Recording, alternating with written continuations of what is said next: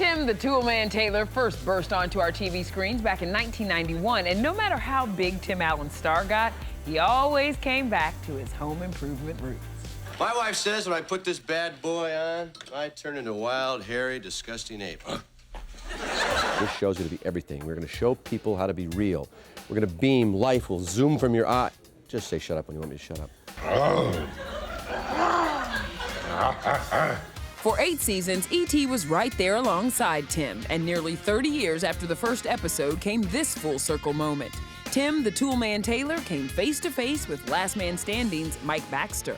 Tim Taylor, Mike Baxter. Hey. You know, this is just like the Parent Trap, only it's the grandparent trap.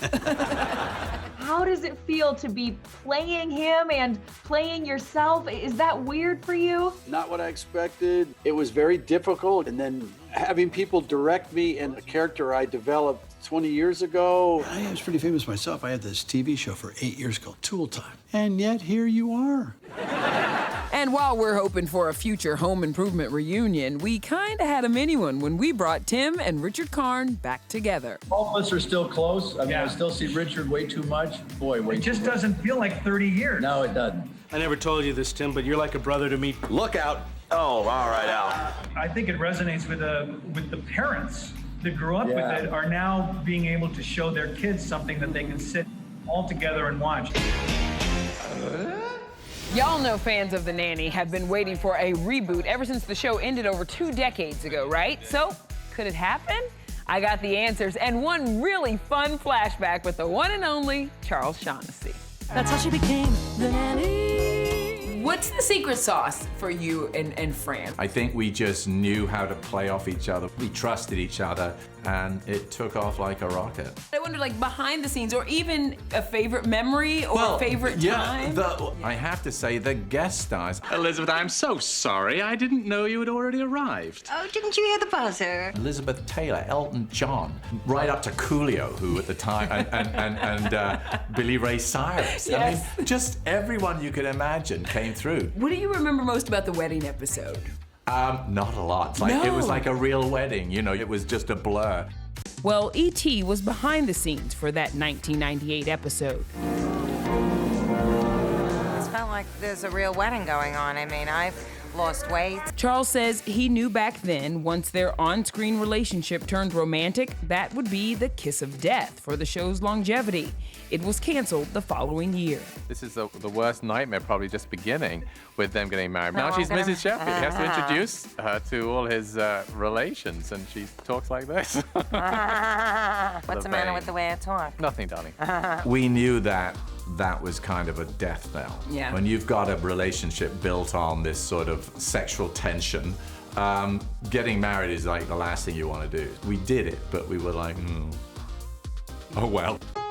So you know that Fran is working on a musical version of the series. What do you think about an updated reboot of the TV series? Listen, I you know, we've talked about it, and she actually had a really genius idea. Did you tell her I'm in if this goes? Okay. Yeah. I was very hesitant about anything, and then I heard that, and I went, oh, that'll work. Fran and Charles will forever remain TV royalty, and he's also kind of royalty in real life. Years ago, he inherited the title Lord Charles Shaughnessy. Now, what are the perks of being a lord? A kind of slightly moldy robe, and that's it. I was hoping for like a family fortune, a castle somewhere. We get commanded to attend the next coronation, whether it's Charles or William. You're going to be We'll there. be there, putting on our little crowns in the background. Well, if you need a +1, Charles, just saying. Now, from a CBS sitcom classic to one of the most iconic dramas of all time, Dallas, and Mr. Bobby Ewing himself, Patrick Duffy. So, to say that he was excited to be part of this exclusive TV tribe, well, that would be an understatement. We are doing this franchise, the iconic men of the 90s. I know. We promised to give it a shot, right? When you hear that, and that's attached to Patrick Duffy, what do you think about that word, iconic? It's better than being ARP's sexiest man still alive. You know, so I'll take anything I can get at this stage. There's no other word but icon to describe Patrick's 90s domination. Oh my God. In 1991, he ended a 13-year reign playing Bobby Ewing in the legendary primetime drama, Dallas. Tell me about Bobby Ewing. How would you describe him? God. You look like you just saw a ghost. Listen, there was a lot of us who worshipped at the church of Bobby Ewing. Okay, well then there you go. Okay. I don't know what kind of kicks you get out of hurting people, but it's time you started paying for it. Duffy told me, off-screen, he had a real-life brotherhood with co-star Larry Hagman. Larry was, from the moment we met, we became best friends to literally, I was with him maybe an hour and a half before he died. And Linda Gray, we were the Three Musketeers. It was the best job I ever had. I got to play with my two best friends for 16 years. When the show was finally canceled, I had 2 weeks off and signed my step-by-step contract. Were you ready to do a comedy? Well, I was ready. I'm not sure the world was. Patrick's on-screen wife, Suzanne Summers, even had her doubts when we visited the set of the TGIF family sitcom in 1991. When they said Patrick Duffy, I said, yeah, but is he funny? You know, I mean, I've only seen him on Dallas. You've come a long way since Bobby Ewing. Yep. Yeah. He'd be lost without me. Suzanne became my Larry. Best friends first day.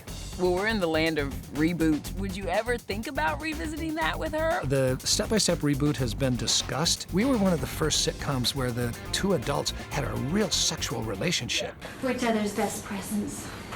Yeah, that's right. Can I unwrap mine now? Okay, and we cut. We cut. Come on, I think that audiences need to see that. Okay, honey. We got a show. Patrick's honey is former Happy Days actress Linda Pearl. You really are a great-looking couple. Oh, thank you. Thank you. Thank you. Their quarantine love story is one for the ages. They began a long-distance Zooming relationship for months before Patrick got in his car and drove a day straight and arrived on her doorstep. I was standing out in the driveway jumping up and down.